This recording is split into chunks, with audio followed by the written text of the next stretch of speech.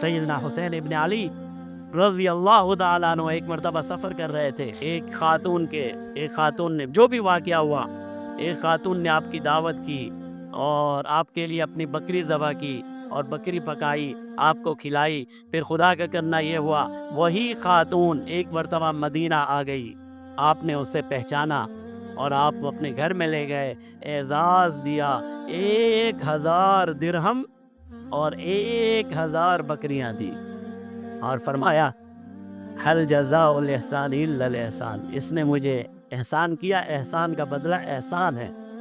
1000 بکریاں۔ ایک مرتبہ ایک مانگنے والا آ گیا، اپنے غلام کو کہا گھر میں کیا ہے؟ کہا کچھ بھی نہیں ہے بھائی، سب کچھ آپ نے دے دیا، سب کچھ آپ نے۔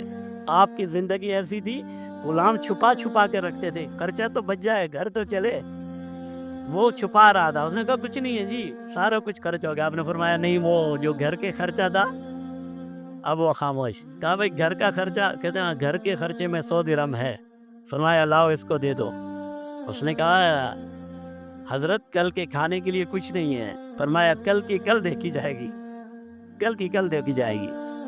یہ سخاوت جو ہمیں جناب نبی کریم صلی اللہ علیہ وسلم کی زندگی میں نظر آتی ہے، یہی سخاوت حضرت حسین کی زندگی میں نظر آتی ہے۔